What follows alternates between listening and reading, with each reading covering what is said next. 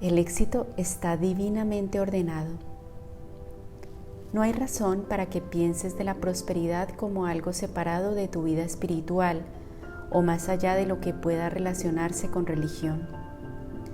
No tienes que tratar de vivir en dos mundos, en donde ejecutas cosas por 6 días y luego en el séptimo das un chance a Dios para mostrarle lo que Él puede hacer. Considera a Dios como rico, amoroso, entendido Padre en todos tus asuntos, en cada uno de los días de la semana. Pídele su divina instrucción y guía acerca de todos tus asuntos financieros, y de este modo estarás agradablemente sorprendido de cuán mejor llegará a ser cada una de las fases de tu vida. Todas las cosas son tuyas, es la promesa divina. 1 Corintios capítulo 3, versículo 21. Un analista me decía una vez que encontraba como causa más común de fracaso en la gente las conflictivas ideas que se tienen acerca de si el éxito está divinamente ordenado o divinamente condenado. Él afirmaba que muchos le habían asegurado que el fracaso era más aprobado espiritualmente que el éxito. Siguiendo las palabras de Jesús, no puedes servir a Dios y a las riquezas. Mateo 6, 24. Este doctor más adelante decía que había gastado muchas horas explicándole a la gente que no tiene éxito, que esos seres que sí lo tienen no sirven a Mamón, y que ellos en cambio deben dejar de usar el nombre de Dios como excusa en sus fracasos. El diccionario describe la palabra mamón como riqueza mirada como objeto de adoración o como un falso Dios. La gente que sirve a Mamón deja a Dios por fuera de sus asuntos financieros y tratan de manejarlos solos. Cuando tú comprendas que Dios quiere que seas próspero y que como creador de este rico universo en verdad es la fuente de tu prosperidad, entonces no estás adorando a Mamón. No estarás haciendo de la prosperidad un Dios falso.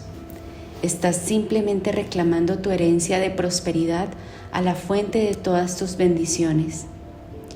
Jehová señaló la rectitud espiritual hacia la prosperidad cuando le dijo a Moisés que recordara a los hijos de Israel: acuérdate del Señor, tu Dios, porque Él es quien te da poder para enriquecerte. Deuteronomio 8:18. La palabra riqueza significa abundancia de bienes, y eso es hacia lo que un pensador sobre prosperidad debe trabajar, lo cual debe esperar como su derecho espiritual. Quizás estés recordando en este punto una frase que yo también oí cuando niña y me confundía, acerca de la prosperidad como una bendición espiritual. La gente decía: soy pobre porque soy un buen cristiano. A pesar de que vengo de una familia que ha producido ministros, así siempre me estremecí cuando oí esta declaración. Mi reacción inmediata era: ¿por qué los cristianos o cualquier otro grupo deben ser pobres? Dios no es pobre y Él es nuestro Padre amoroso. Entonces también esas declaraciones sonaban como si todas las personas ricas fueran destinadas al infierno. Sin embargo, no podría imaginar por qué la gente rica tenía que ir al infierno precisamente por ser próspera. Me parecía como algo incompatible.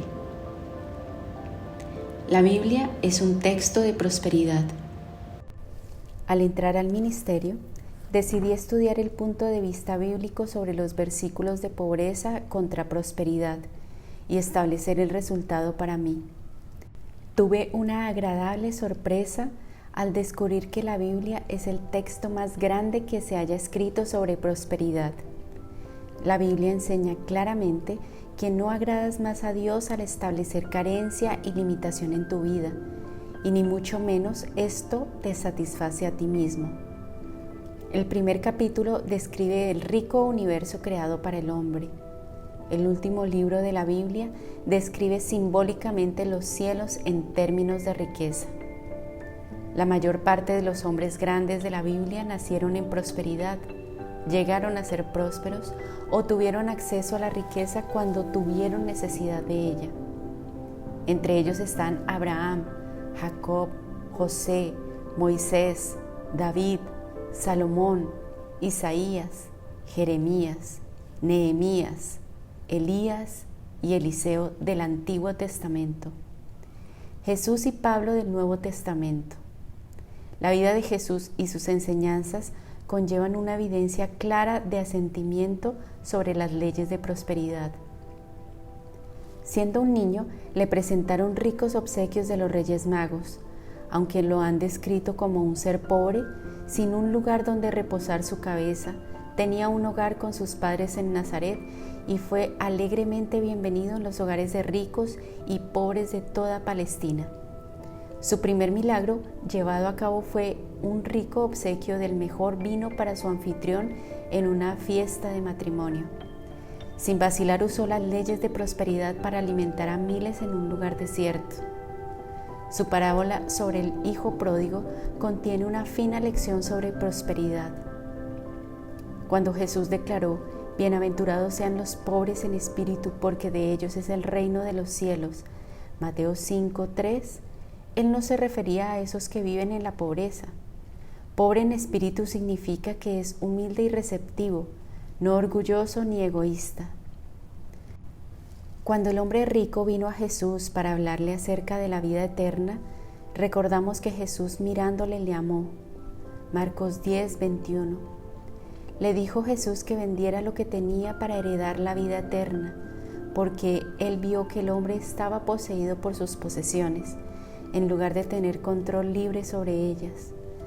Más adelante, Jesús comentó compasivamente: "Cuán difícil le es entrar en el reino de Dios a los que confían en las riquezas". Marcos 10:24. Se interesaba por relacionarse con el mundo financiero.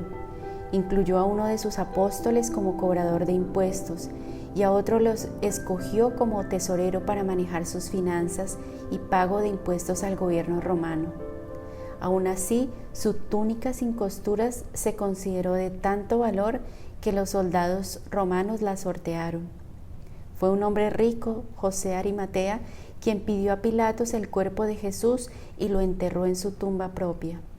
Aún después de la resurrección, Jesús mostró interés por la prosperidad de sus seguidores al enseñar a los pescadores en dónde pescar con éxito después de que ellos habían fracasado en conseguir algo. ¿Por qué la pobreza no es espiritual? Te sorprenderás porque ha habido tantas charlas sobre sacrificio, persecución y tiempos difíciles como fases necesarias de un camino hacia la vida espiritual. La historia nos cuenta que las inspiradas y aún prácticas enseñanzas de la Biblia se continuaron observando durante los primeros siglos después de Cristo. Pero pronto la religión llegó a ser más secularizada y condujo a variaciones y salidas de las enseñanzas originales de Jesús. Más tarde, el sistema feudal durante la Edad Media aseguraba que la riqueza era solamente para unos pocos privilegiados. Durante este periodo, las enseñanzas de pobreza y penitencia se ofrecieron a las masas como único camino de salvación para conseguir que las personas se conservaran en la pobreza y hacer de las privaciones una supuesta virtud cristiana. Insospechadamente, millones fueron conducidos a creer que era bueno ser pobre, una creencia que era útil para impedir una revolución de masas. Algunas de esas ideas feudales acerca de pobreza como virtud espiritual han persistido hasta nuestros días, pero esas son ideas falsas, hechas por los hombres y no son la verdad acerca de la riqueza de Dios hecha para ti y para mí. Así, no te condenes ni condenes a otros por desear prosperidad. Este es un deseo divino al cual se le debe dar una expresión divina. Puedes dar las gracias sin temor porque la prosperidad es una herencia divina, porque el deseo del Padre para ti es el de un bien ilimitado y no meramente el significado de una amarga existencia. Actitudes correctas pagarán tus deudas. Ahora, para ayudarte a establecer la importancia y total actitud de prosperidad de que Dios es la fuente de abastecimiento para el hombre, como creador de este rico universo, la voluntad de Dios para ti es, por consiguiente, la riqueza del universo. Te sugiero parafrasear las palabras de Jehová a Moisés. Acuérdate del Señor tu Dios, porque Él es quien te da el poder para enriquecerte. Deuteronomio 8:18. Quizás estés pensando, pero esta clase de pensamiento es práctica. ¿Pueden tales actitudes ayudar en este momento a poner un par de zapatos al bebé, alimento en la mesa y pagar la vivienda? Sí pueden. Una vez, una joven señora a quien parecía que todo estaba contra ella, atacada con parálisis, su marido, que era tomador, jugador y estaba sin trabajo, la dejó con varios niños para mantener y educar. Aunque tenía todo el derecho para vivir, estaba además hipotecada. A pesar de que su marido fue requerido en la corte para proveerla de una suma mensual para el sostenimiento de los niños, esta fue insuficiente para satisfacer sus necesidades. Sin embargo, cada vez que yo la visitaba, esta mujer, que había estado por muchos meses postrada en cama y luego confinada a una silla de ruedas, siempre se encontraba alegre sobre los canales de provisión que se le abrían. En una visita me contaba que le habían dado tantas latas de alimento como para varios meses y que el dinero aparecía tan pronto lo necesitaba para ropa para sus niños, de algunos parientes de alguna distante ciudad, y que sus propios gastos médicos los pagaba un amigo del otro lado del océano, que verdaderamente cada necesidad era provista. Pintura fresca le habían echado a las paredes de la casa y un vecino le estaba ayudando, pintándola. Cuando le pregunté cuál era su secreto sobre su prosperidad y cómo había sido capaz de encontrar dinero oportunamente mientras se encontraba en silla de ruedas y sin entradas fijas ni suficientes, me dijo que la oración había sido la fuente más grande de su fortaleza y provisión. Cuando se acercaba una necesidad monetaria, ella silenciosamente meditaba una y otra vez sobre esta promesa. Estad quietos y conoced que yo soy Dios. Salmo 46:10. Un día el pago de la hipoteca subía a la suma de $40. Ella no contaba con un centavo y silenciosamente meditó sobre estas palabras. Aquíétate y sabe que yo soy Dios. Aquíétate y sabe que yo soy Dios, trabajando en esta situación ahora. Alrededor del mediodía sintió cierta paz acerca de esta situación y completó su periodo de meditación. Una hora más tarde, mientras un familiar le servía el almuerzo, entró un vecino que colocó cierto dinero sobre la mano. Le dijo: nuestra escuela dominical pensó en usted. Hay algún dinero extra en tesorería y hemos decidido compartirlo con usted. La suma que le entregó era de $40. Esta señora estaba reconociendo a Dios como fuente proveedora. Ha probado que esta fuente nunca le falla, ni en condiciones extremas de enfermedad, en desacuerdos con el marido y en incertidumbres financieras. Por supuesto, su gran deseo es el de llegar a autoabastecerse y ser económicamente independiente de obsequios de parientes, vecinos y amigos. De seguro que ella realizará su deseo al perseverar en sus pensamientos de prosperidad. Está empezando a caminar nuevamente, por primera vez en muchos años, y pronto podrá también trabajar. Entretanto, ella nos prueba que la riqueza de Dios puede venir de muchas maneras imprevistas para suplir las necesidades del momento, sin hacer caso a las duras condiciones de la vida. El salmista reconoce a Dios como fuente de su provisión cuando dice: el Señor es mi pastor, nada me faltará. Salmo 23:1. Es una buena oración sobre la prosperidad para afirmarla a menudo. Una ama de casa necesitaba $100 para cubrir obligaciones que debería pagar el fin de semana. En los primeros días de esa semana, cuando el temor trataba de insinuarse, sobre la forma como debía pagar las cuentas, ella decía una y otra vez: el Señor es mi pastor, nada me faltará. El viernes en la mañana del día del vencimiento llegó por correo un cheque de $110. Era de una compañía en donde su marido había trabajado por varios años anteriormente. Los propietarios escribieron una carta diciendo que habían encontrado en la cuenta de su marido esta suma que aún se le debía y que se la enviaban para aclarar las cuentas con ellos. Un negociante con una familia numerosa le pagaban al final del mes y faltaba una semana para que se cumpliera el pago. Los víveres escaseaban. El viernes, una semana antes del pago y víspera para ir de compras, él y su esposa estuvieron de acuerdo en orar a Dios sobre su provisión para pedir su guía. Lo hicieron así y afirmaban constantemente: nuestra provisión viene de Dios. 2 Corintios 3:5. El sábado en la mañana llegó un cheque de devolución del impuesto por la suma de $150. Esta cantidad cubría sus necesidades muy bien hasta el día de pago. Una señora vendedora que había tenido cantidades de gastos y sus ventas habían caído mucho, decidió mirar a Dios como fuente de abastecimiento. Afirmaba una y otra vez la oración del Padre Nuestro y agregaba: el pan nuestro de cada día me lo das hoy. Sus ventas subieron considerablemente, de modo que los cheques por comisiones empezaron a venir de nuevo, además de su sueldo. Los vecinos le trajeron diferentes platos preparados en prueba de estimación. Una amiga le regaló algunas prendas de vestir. Algunos de sus clientes le trajeron obsequios de aprecio por su amable servicio. Gozó con invitaciones a comer.